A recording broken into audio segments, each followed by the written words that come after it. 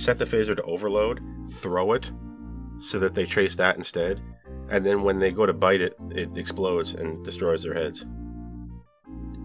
That's how we would have did it back in the day. Or today. Back in the day for me was the 2100s. So...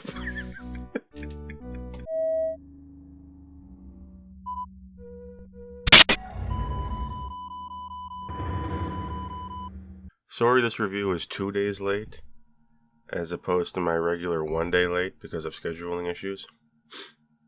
I came down with the Aldebaran sniffles I got at an interspecies leg wrestling contest.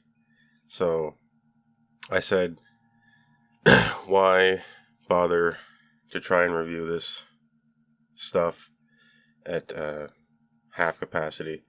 Let's not go off half-cocked. Let's actually wait a few days and see if we can get over it. To me, it's not worth it to try to record a video if it's only going to be, one, unnecessarily difficult for me, and two, likely of lower quality than usual, if you can imagine that. So I said, let's wait. Let's give this amazing show the respect it deserves. And that show is Star Trek Discovery, Season 4. Episode 4? All is possible. But is it really?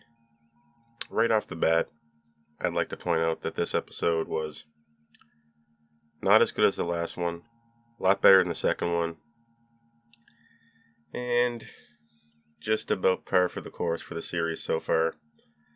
It was boring in the ways you'd expect, and annoying in the ways you'd expect, but we're going to get right down into the nitty gritty shitty and find out what happened in this episode. Okay, so you may remember from last episode that we still don't really know anything about the gravity anomaly, now referred to as the DMA, or dark matter anomaly. I prefer to call it a dimma, if you pronounce each letter phonetically. However, they don't say that, they say DMA. We don't know where it's going. We don't know what it's doing. We don't know where it came from. We're going on halfway through the season without knowing anything. I'm wondering if the writers didn't know anything about it either. We have an A, a B, and a C plot in this episode. One of these plots is terrible. The other one's kind of bad. And then the other one's just kind of meh. So we begin this episode with finding out that Vance, Admiral Vance from Starfleet, who was supposed to be attending a discussion on the entry of Navarre into the Federation. For those of you who don't know, that's Vulcan. He has come down with a condition wherein he cannot be there at these talks conveniently, right? Am I right? Hands up anybody who has ever seen bureaucratic machinations go this fast, to go from a few months ago having nothing to do with the Federation to now being basically wanting to get into the Federation. Hands up anyone who has seen anything work that fast in bureaucracy. I've yet to see it. If this show were accurate to reality, it would take at least 40 years to get Navarre back into the Federation. But, let's be hopeful, y'all. Am I right? So, Saru and Michael, of course, because Michael's the main character, have to go to these talks with, what's her name, Tarina? The, person representing Navarre to the Federation at this time. And everybody has their hands tied. Hey guys, it's politics. It comes down to votes. I can't do what I want here. I'm just an elected official. I can't make decisions by myself. Michael. Tarina has to get Navarre into the Federation, and Michael and Saru and the president of the Federation have to get Navarre into the Federation. What's the problem? Tarina brings up that her constituents are demanding a logical framework that includes an escape clause from the Federation. They want to have a no strings attached, no questions asked, immediate ability to leave the Federation if the time comes. And I'm thinking, yeah, that makes sense. I mean, if you felt you were abandoned during the burn by the Federation, you would want to be able to get out of the Federation immediately if you needed to. That's logical. And then I was also saying to myself, you know what? Yeah, it would be a sign of good faith to Navarre to allow them into the Federation and give them this clause and take care of them until they don't want the clause anymore. Isn't that what the Federation would do? No strings attached, remember? When they were giving away free lithium? No strings attached? Well, there's strings now. Because if Navarre, wants to get into the Federation, they're going to have to get rid of that exit clause. Of course, the president of the Federation, Rilak, is deeply concerned. I'm deeply concerned that you would ask to have an exit clause in the Federation. My God, why would you ask such a thing? So, we have to figure out how to get Tarina to convince her constituents and whatnot that we don't need this escape clause. Okay? There's your Michael Saru Federation building plot. Was that cool? I didn't really think so. The set design was interesting. It really felt like Navarre. I can't say Vulcan, but it really felt like it was the planet it was supposed to be. Striking visuals in this set. Nice set design, cool tables, cool scenery. Way to go. In addition to that, it would appear Tarina has the hots for Saru. It would appear Saru has a secret admirer. T'Pol and Trip, anyone? Saru just wanted to come by to see some tips on how to meditate better. Really, he likes Tarina, who looks. I don't know how this works. How old is Saru? I wanted to say that Saru is maybe a lot younger than Tarina, but Tarina, she could be 100. I'm just trying to think Vulcan. She could be 100, say. She looks old. She looks middle-aged for a Vulcan. And I always thought that Saru was maybe like in our terminology, I always thought he was maybe like 40. Like he wasn't super old. So so maybe it makes sense. Like it's not weird. That's not weird, right? Anyway, I realize how stupid this is. I mean, did anybody see Tarina and Saru being together? Did anyone see that coming before this episode?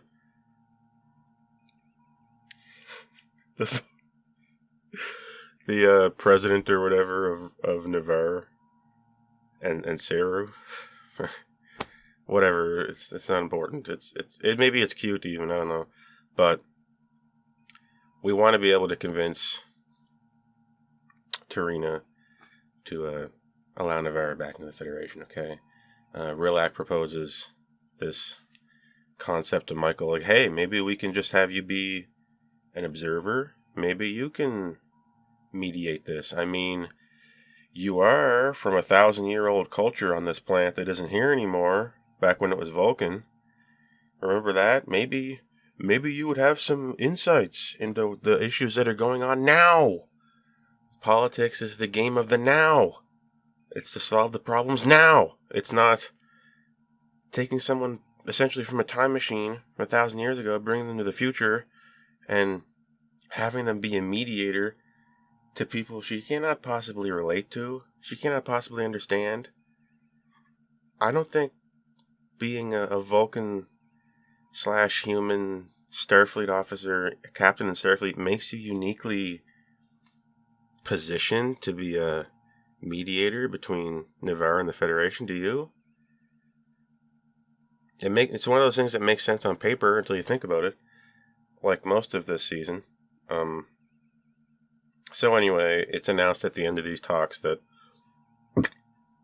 Starfleet, on behalf of Michael Burnham, is going to be a third-party impartial mediator between the Federation and Navarre. So now Navarre can somehow enter the Federation, and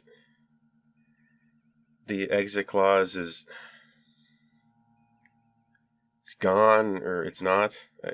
I watched this episode 3 times, and I'm not sure if they still have an exit clause. They just kind of took the issue, muddied it, and then tricked Navarre into agreeing to being a part of the Federation somehow. I don't know. It doesn't matter. That's the thing. It doesn't matter. Does Navarre being a Federation member really change the plot a lot? Like, maybe not. I don't know. Suffice it to say, emotionally, where our characters are at, Saru is now seemingly involved romantically with Tarina. Maybe, I think. And Michael Burnham gets to be the main character of her own movie again, and she gets to be the mediator between Federation and Navarre, whatever. Boy, I mean, who would have thunk? A fly by the seat of your pants, dumb, impulsive, terrifying mutineer will go all the way to working on behalf of the Federation itself in diplomatic meetings. Who would have thought? So there's your A plot. Saru and Michael saving the Federation again.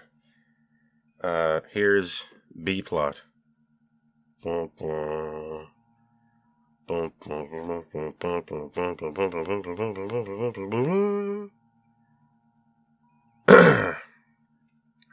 Tilly's just having a rough go of it, guys. Tilly can't just make it another day. I don't know. I got this here, and I'm trying these things, and I tried to eat this rutabaga, and I don't know what to do, because I'm out of place and weird, and I'm so awkward, and isn't that funny? And it's also very funny until it's not funny, and it's dangerous, and what are we going to do with Tilly? So everybody's seeing Dr. Culber. Dr. Culber, I guess, has upgraded from Doctor to Troy from TNG. So now Tilly can't seem to find her place in all this. I just don't know where my place is in this world anymore, okay? I went from the past to the future on behalf of Michael, and now I don't know what to do. So, Starfleet Academy is having a problem with its cadets. After the burn, old isolationist fears are cropping up again. We don't know how to get along, guys. Listen, Discovery crew, can you guys help our crew to get along with each other? We don't know how to teach people that at the Starfleet Academy anymore. We don't know how to teach common decency anymore. So, Michael, would you be willing to teach Starfleet Academy to be nice guys to each other again? Sorry, I can't do it.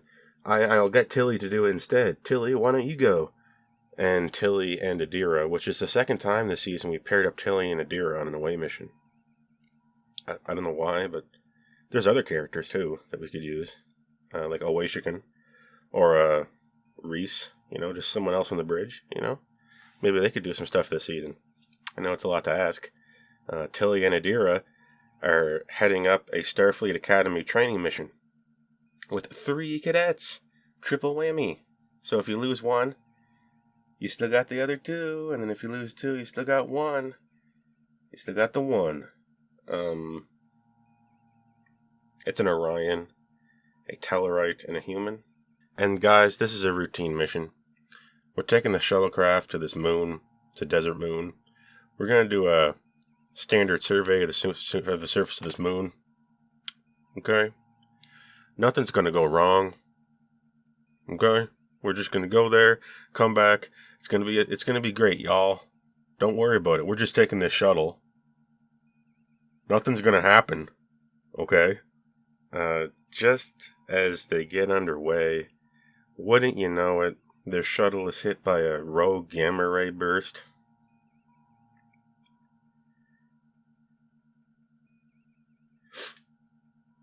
Okay, like, if we're going... Okay, this takes place in the 31st century, right? We're in the future. We're in the future's future, as it were.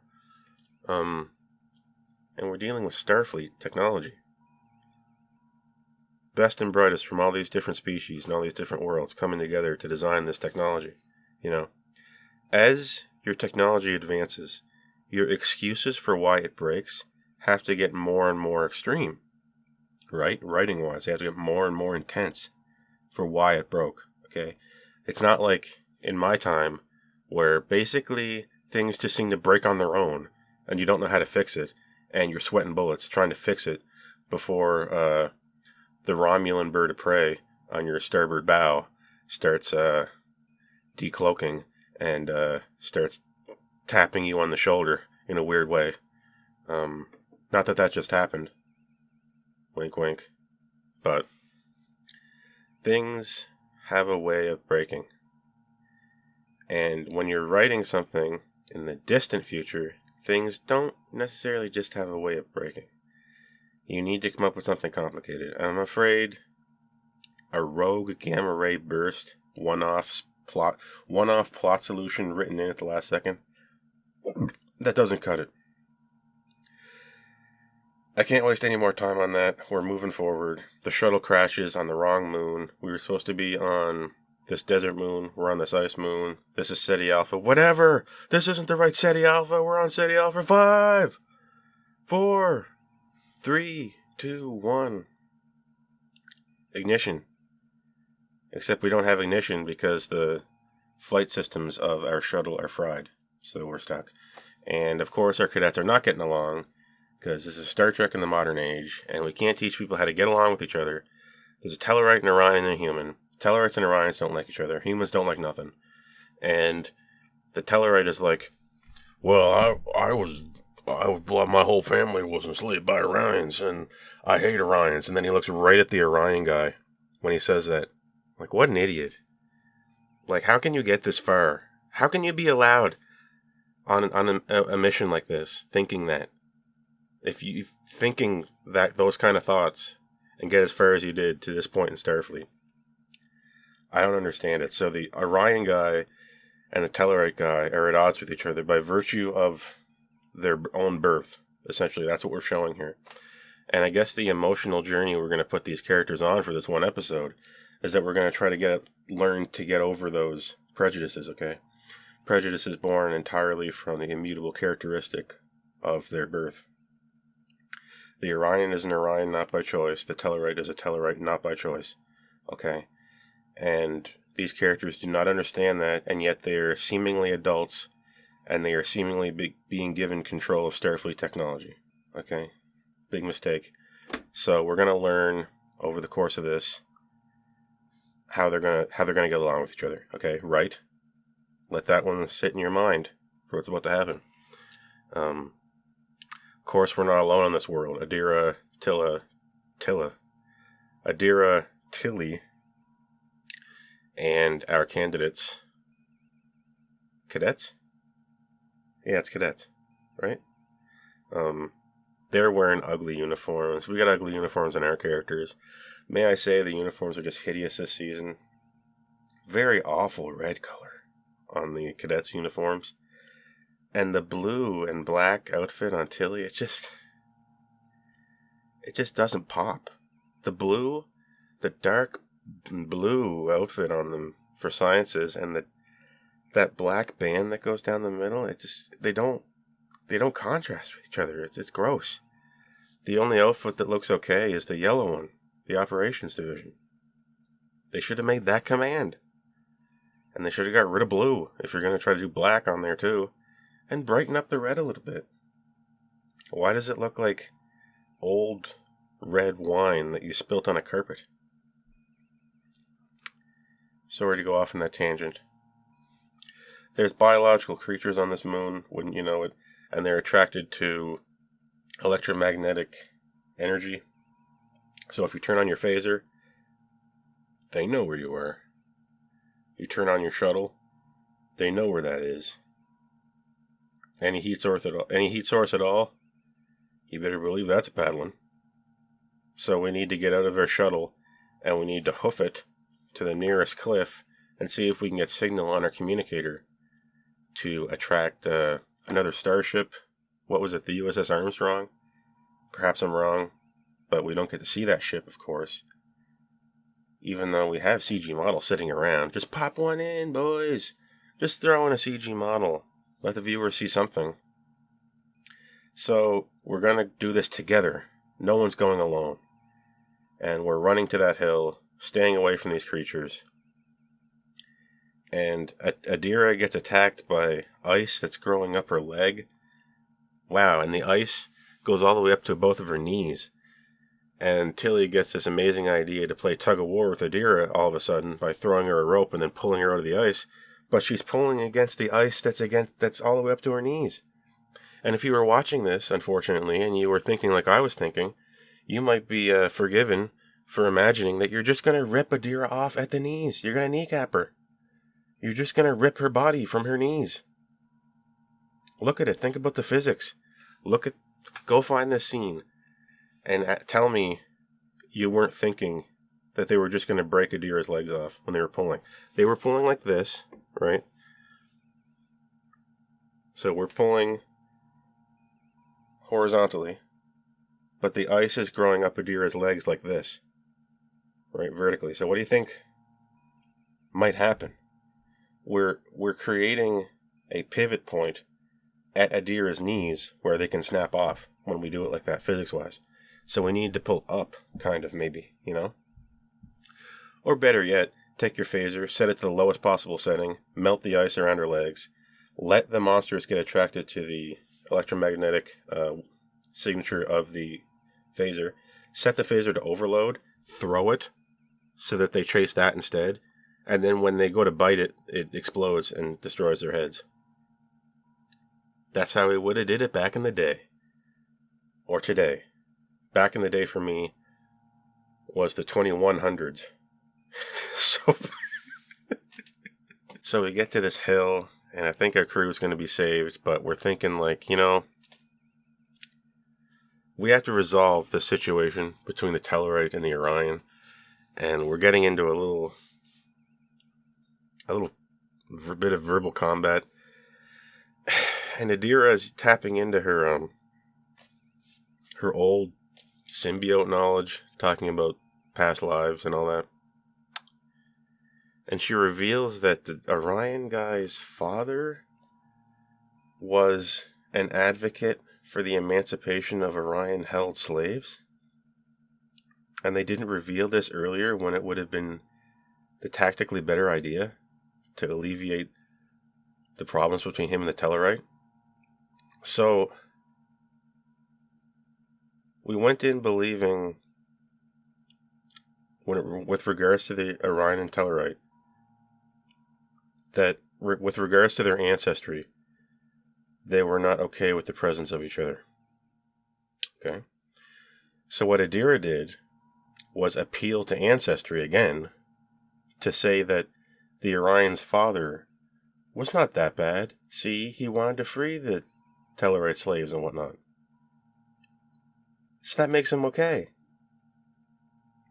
So we've gone backwards. In an effort to alleviate ancestral tyranny and pain, we've again appealed to ancestry, proving we've learned nothing. Okay, if we cannot accept each other based on our immutable characteristics to begin with, we should not be then accepting each other based on revealed ancestry. I'm sorry the writers couldn't see that, but I immediately picked it up as soon as I watched it. It's completely wrong. They got it completely backwards. Okay? The Orion should have just been some Orion, because all Orions are just some Orion, and all Tellarites are just some Tellarite. It doesn't matter who their family was. They should learn to help each other based on, will you take my hand? Not, look who my dad was. Okay. If this is what these writers really think, this is an interesting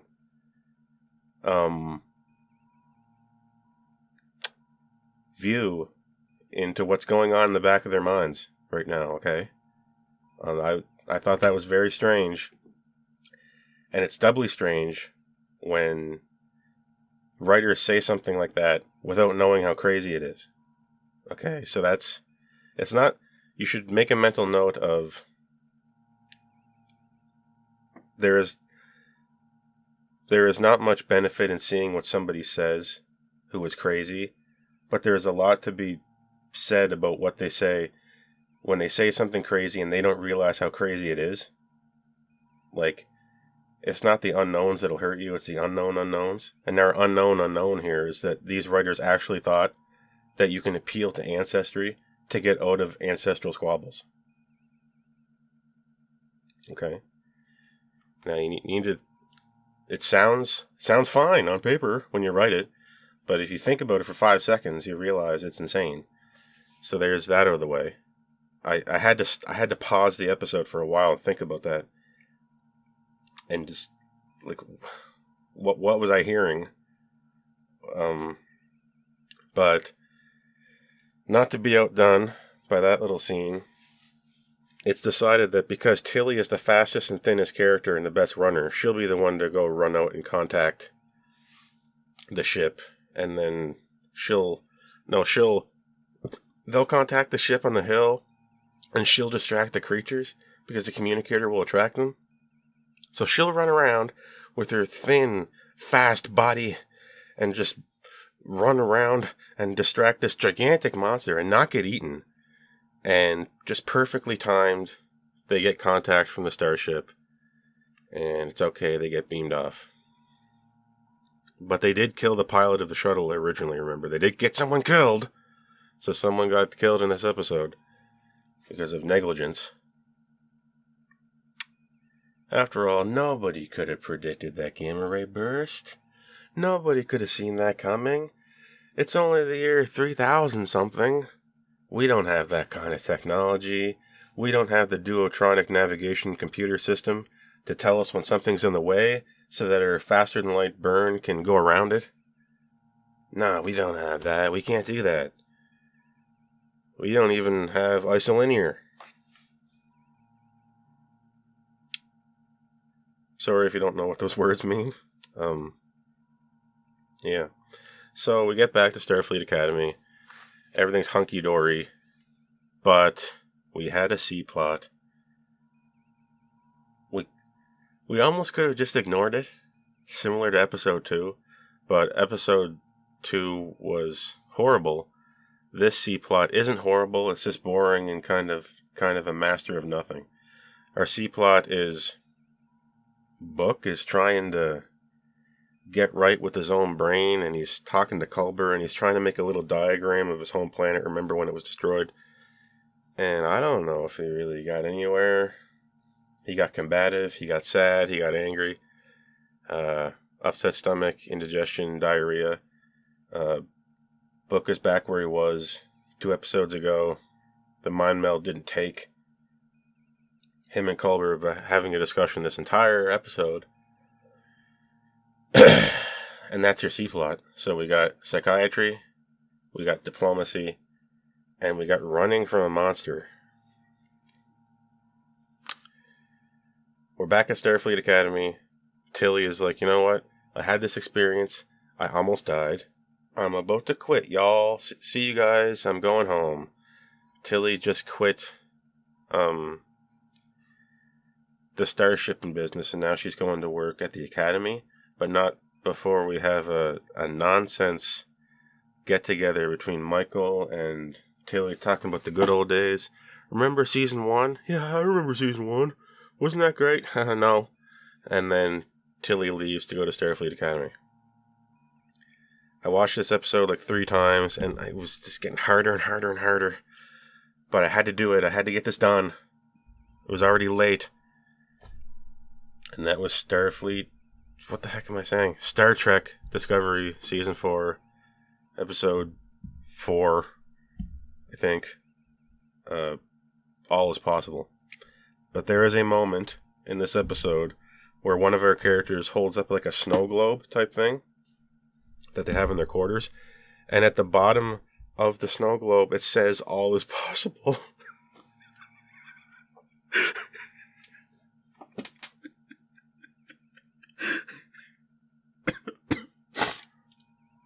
Oh my god. The name of the episode is on the snow globe.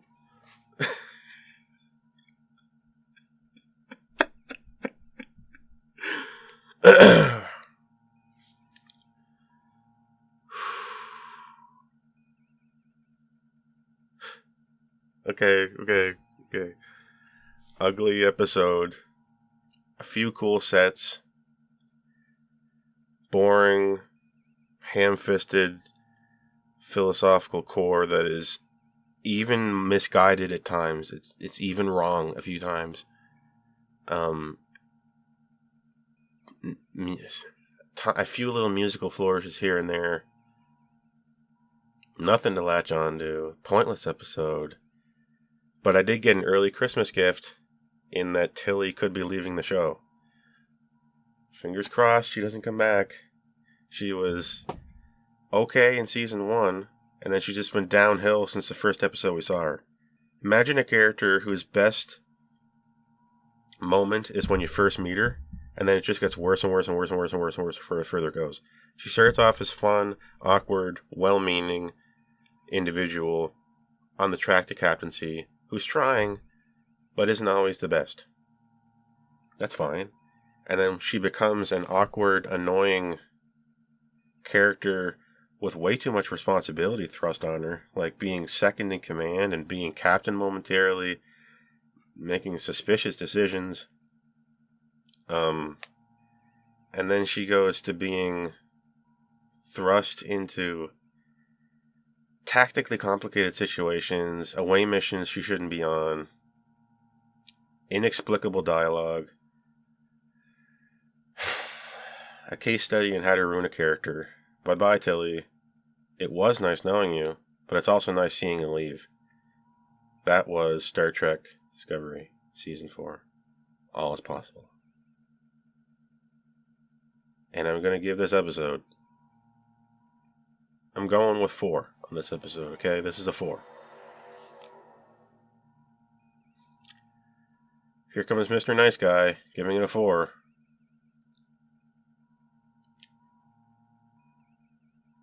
What do we got? We got Saru and Tarina together. Tilly's gone. And we're no further along with the anomaly. That's this episode. If you don't like it, don't watch it. But if you break it, you bought it. Alright? I'm Mark, and I'm about to go hit those showers, baby.